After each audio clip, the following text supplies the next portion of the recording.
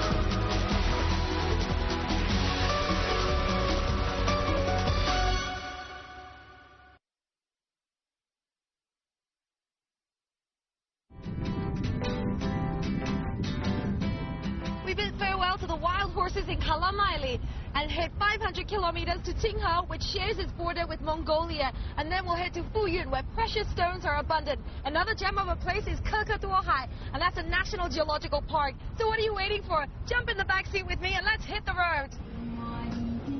Our survival must-haves, besides maps, food and water, music is your best companion with seemingly endless hours on the road. National Highway 216 connects the regional capital Urumqi and Altai, our final destination, which stops at Qinghe and Fuyun. Qinghe's scenery is almost a pendulum swing from the dry, dusty Gobi roads. Instead, this Kazakh autonomous region boasts lush green verdant hills. So we started about 5 p.m. and this is where it came from. And this is where we have to go, Qinghe Xian. It's about 500 kilometers. We've been going probably for about, I don't know, about halfway, and now it's about 10 p.m. So we're getting a bit fatigued because all we see is this all-encompassing scenery, just vast open land. It tells you how huge Xinjiang is. But what's really gorgeous is the sky can't change colors. It was like blue in the day, and now you can see it's purplish orange, just gorgeous. But we're aiming to get there before it gets too dark. Voila. Qinghe Xian. That's it, right there.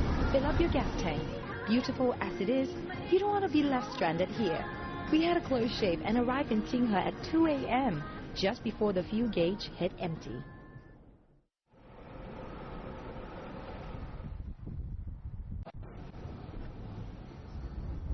We set up bright and early from Qinghe town to one of its most prized possessions in this mountain range. You know, it's just gorgeous driving through all these mountainous roads. Before we had like flat Gobi desert road, and now it's just cows and greenery and hills. It's just completely changed. Sandaohai is a mountain range that actually houses a gorgeous grassland, and it's 2,600 meters above sea level. It's going to take us about 2.5 hours to get there, and I'm really looking forward to it because the Altai mountain range are to the north. Driving here requires resilience and experience.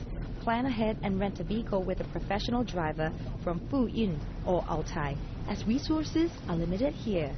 But keep an open mind and accept that even then, there's bound to be some sort of a problem that needs solving. More motorbikes there. Looks like we got stuck in a bit of a situation here. It came from the other car. Oh, really hot. Really hot.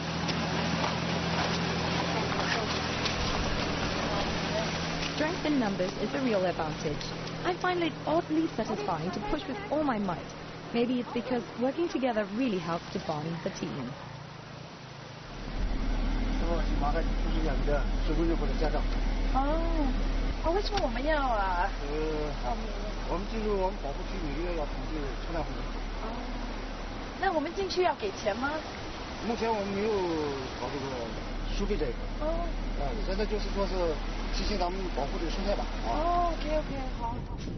I applaud their conservation efforts, though the constant headbanging on the road left me slightly dizzy.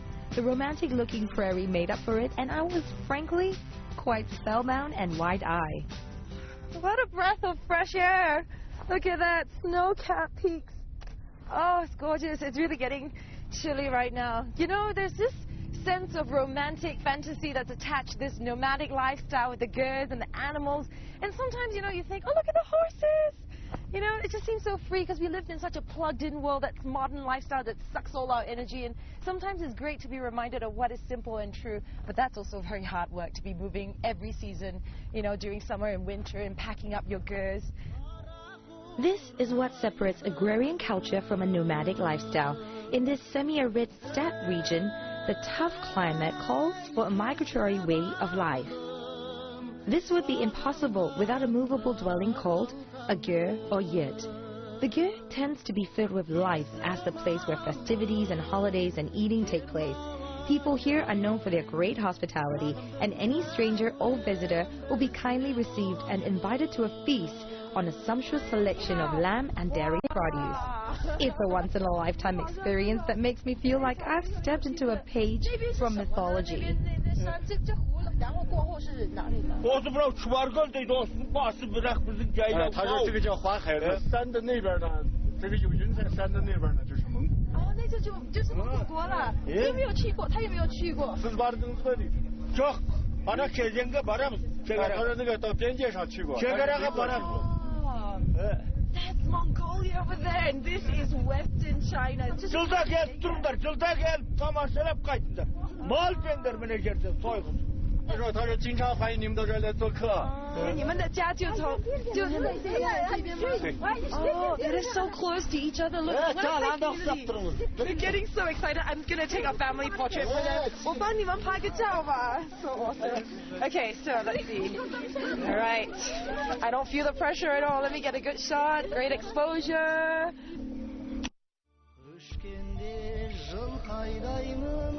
Most people come in summer, when nomads dock their gears here before retreating to lower ground in the winter.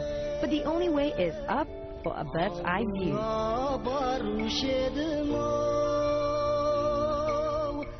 We've climbed our way up to the top and it is chilly, but the view is spectacular from here and it's definitely worth it. This whole entire area, this whole plain is called 三道海子, right? So it's comprised of 3 lakes, and this and that over there that you can see, it's called 华海子, and over the hill it's called 中海子 and 边海子, which are the 2 other lakes. Just gorgeous.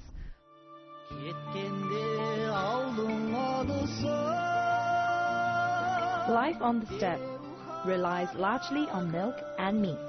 Speaking of which, I could use some of their daily grub.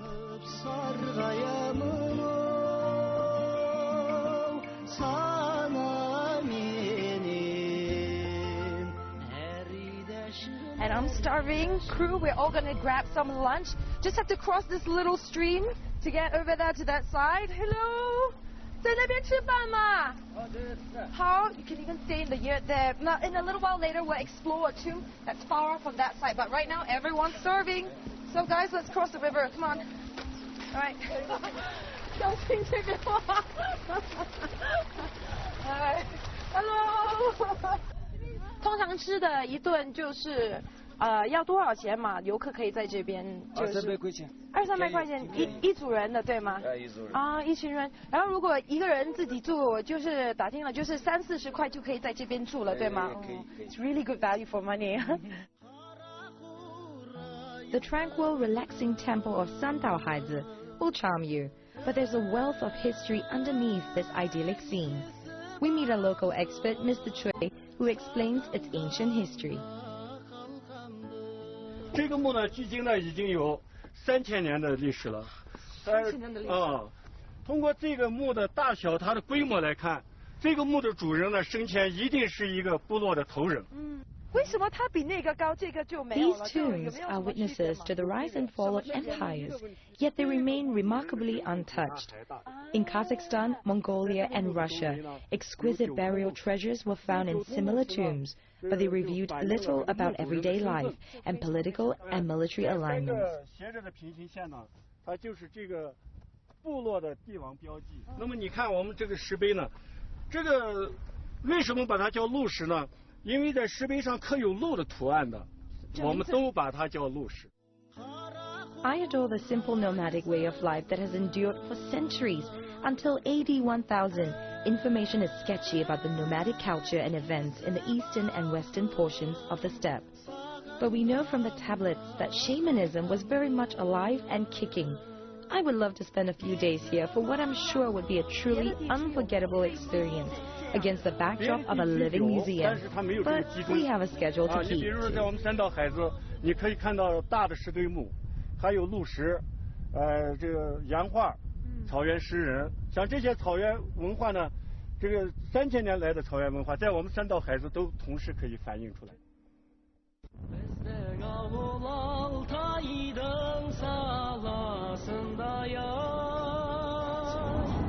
This is us, we're at Tinghe, and this is Mongolia. Now they share the border, and it takes only 2 hours to get across, and that's exactly where we're going to. Takashikin is 500 kilometers from Urumqi. Across the border in Mongolia is Bulgan, 265 kilometers from its own provincial capital, Kro.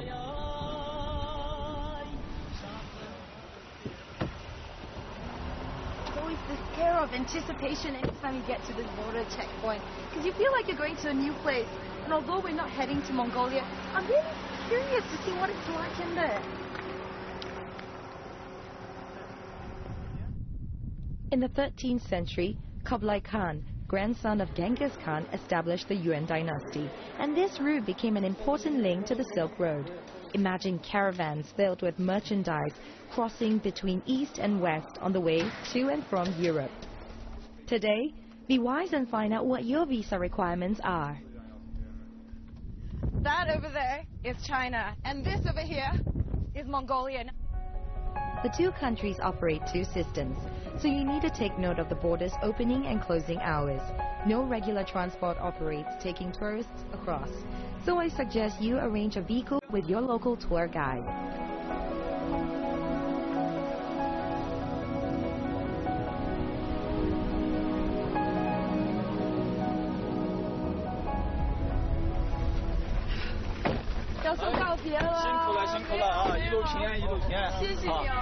从这条路啊，左手这条路，你们上去到216线之后啊，就直接前面有个岔路口，就拐到富宁线了。我们这就从右处就。好，走好，走好，一路平安。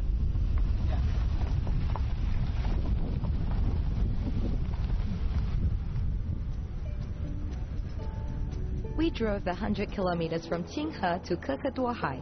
This gem of spectacular rock formations is home to a group of Kazakh nomads. The Kukatuahai Geological Park provides a great respite for road-weary travelers. I've arrived in Kukatuahai Geological Park, and I got my ticket. It's a 100 fly ticket. Now they don't allow cars in there, so I'm going to jump in my eco-friendly ride.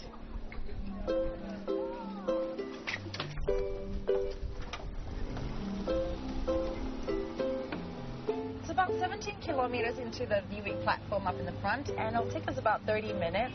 You know, it looks kind of empty right now, but the roads will be chock-a-block once it hits mid-May to mid-June. That's when all the nomads will come out. They bring all their animals because they'll move from the winter goods down to the summer goods, and that's when their animals will need to graze on the pastures. So it will be very crowded, and it'll be a really good time for a photo opportunity.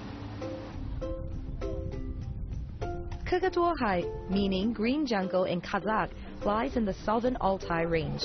There are 108 granite peaks, but only one distinct formation, and in these parts, it's regarded as holy.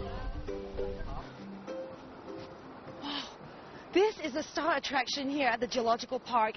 It's called the Divine Bell because it looks like one. Look at it! So beautiful, granite surface. Looks like someone just plonked it down perfectly. Nature is just marvelous. Granite surface. Oh, it's just been weathered. Look at that birch tree at the top. Imagine just hanging on. Kukatuahai can be compared with Yosemite Park in the U.S., with its spectacular granite rock formations. Even dreamier, some of the cliff faces are situated along the gorge of the Irtysh River. Though winter mix is one of the coldest places in China, spring and autumn are fine seasons to visit. Extending for 4,000 kilometers, the Irtysh is one of the continent's longest rivers, rising from the glaciers on the southwestern slopes of the Altai Mountains.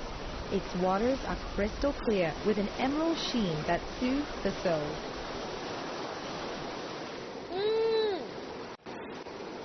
So clean and so fresh is the Irtysh River, and it starts at Tobruk on the Altai Mountains, and it flows from east to west all the way to the Arctic Ocean, and it's the only one in China, only river that does that.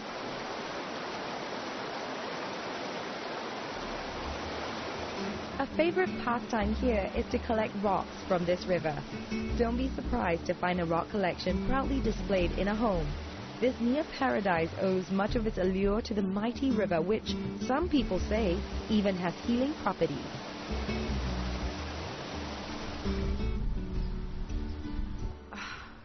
Any way you look at it from this angle, this place is just spectacular.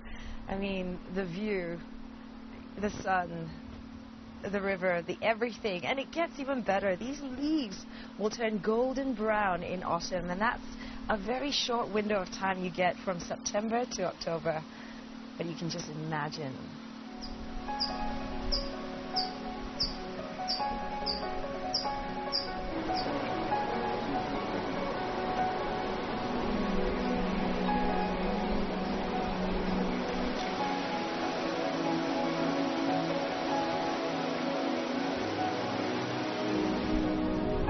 These Kazakhs have lived inside Kırklareli's walls for centuries, and you can have the chance to crash with them.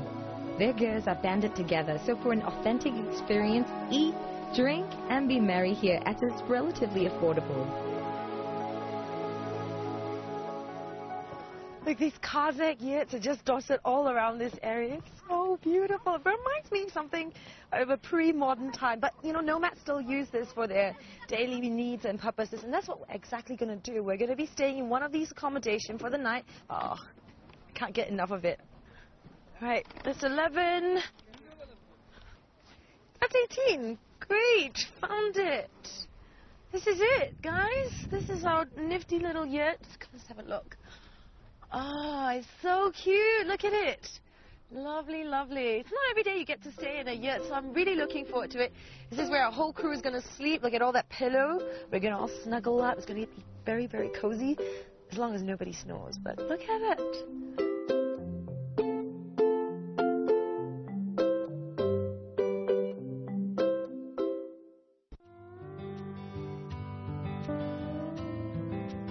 Our next stop, China's biggest beryllium ore base, Kırklareli, located in a town just half an hour from the park. Ladies, this mine contains valuable stones like aquamarine, and boys, there's tungsten to get you excited. This place was a secret 20 years ago and unmarked on maps, but today tourists flock here to gawk at the shiny, sparkling marbles from the earth. This is Kırklareli town, and we finally got here. Now that's the local exhibition hall, I believe, and Mr. Jiao from Qinghe recommended us to get in touch with his friend called Mr. Yang, who's supposed to be waiting for us here. Now he's a local and he knows everything and anything about Kırklareli, and he's willing to show us around, which is really, really good. So I reckon that is him. Yeah, that might be him. He said he'll be waiting by the fountain, so let's go say hello. Let me see, is it? Yeah, I think so. Let's go say hi. Hi, 你是杨先生啊？ Hi, 你好，你好。 This mine contains 80 types of minerals and precious stones. That's cold hard currency.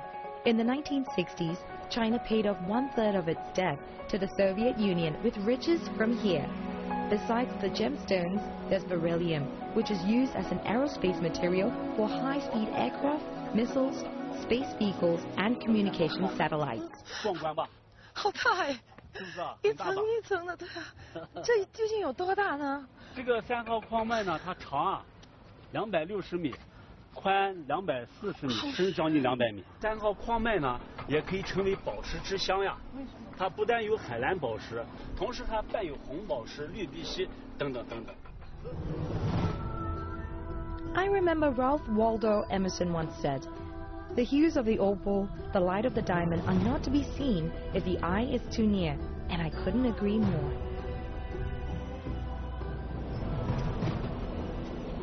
现在带你去咱们宝石非常集中的地方，宝石城。终于在现场。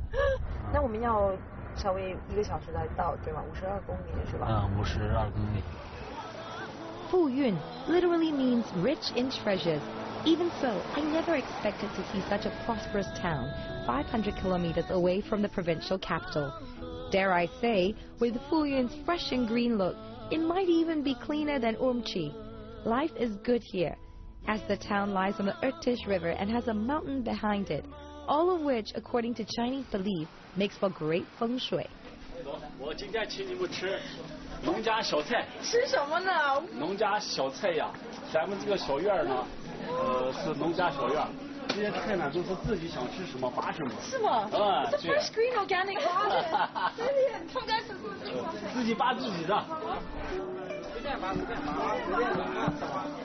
God, it's unbelievable, but I have never done this in my life. Pluck fresh vegetables from the ground. I always bought it from a supermarket. Okay, 我有这个笋，你呢？豆浆，小张，你拔的什么？没说让你拔。能该给是吗？ It's gonna be a dinner tonight. I feel like I'm going to a party.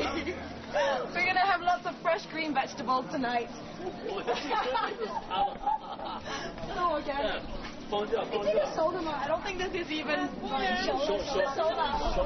Here is a connection with my foods that I sorely missed.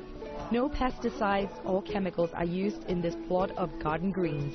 It's part of Xinjiang's au naturel approach. You can find everything from ethnic foods to Han-style stir-fry in Fuyun. Oh my god. So crunchy. So good. It's unbelievable. Best thing of all, we picked it without bare hands. Guys, good for you.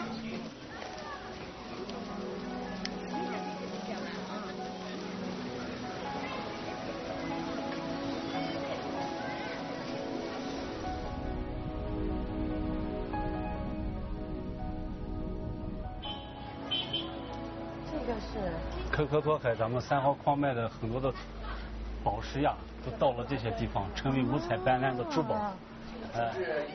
This is the best place to get your supply of precious stones.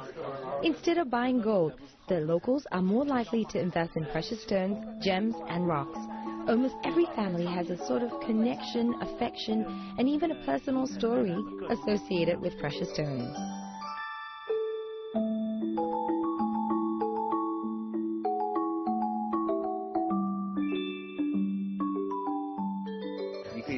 好，我试这个。看，哦，怎么样？感觉不错。Gorgeous, so beautiful. 对，我看到闪闪亮亮的。这宝石就是这边的特产，对吗？海蓝的颜色就是那种天蓝色那种淡淡蓝。那这一个要多少钱呢？像这么大的这样颜色要12万左右。以前像我们小时候这些东西不值钱。是吗？小时候女孩那抓子儿，男孩嘛就是打弹弓、打麻雀，就是用这个东西。那时候多嘛？是吗？满山遍野你也能捡到，没事的时候在河上打水漂那个，飘几个的，都是用这个东西。Aquamarine is the main product here. While I feel like a princess wearing it, in ancient times, aquamarine with its lucid ocean blue coloring was considered a lucky stone for sailors. With prices ranging from 20 to several hundred thousand RMB, there's something for everyone. The development of industry has made life more comfortable and created a generation of instant experts in precious stones and rocks. It's a curiously bourgeois state of affairs to find these precious gems are such an intricate part of everyday life. Okay, all our bags are packed and we are ready to go. This is our last leg of the journey, so it's a little bittersweet as we say goodbye to Fuyun. And we say hello to Altai in the north. Alright guys, let's hit the road. Here we go again. The quickest and easiest way is to fly from Altai's airport back to Urumqi. Though my journey is about to end, I've only begun to comprehend the intricacies that make this region so unique, with its fascinating collage of dry, semi-arid desert landscapes, nomadic grassland culture, and treasures from the earth. I feel like I've only explored the tip of the iceberg. We finally reached Alatai, and it took us about 3 hours from Fuyun. Now, I really enjoyed the nomadic lifestyle in Sandao Haizi, and to see Mongolia just over the hill has been such a treat. I would recommend at least a week's stay at Kekaduohai because there's so much precious minerals and stones, but it's also China's own answer to Yosemite Park. And at this point, we're driving in to see the rest of the crew because we're going to do a handover, and James and them will be continuing their way up north. There it is. That's them. Let's go and say hi. There they are. 你看到他们了吗? Hey! Hi! Oh my goodness! Happy day! Dude, it's been good. It's been so hectic, but it's been wonderful. This is so amazing. Yeah, you get ready for the trip. It's burning hot. It really is burning hot. I can't wait. I can't wait. So the assignment's over to you now. Okay, thank you very much. Thank you. Thank you. Well, we're going to have to do the handover now. So James and your crew, you're going to be taking over. We're going to hand over the camera to the second group as well. Here you go.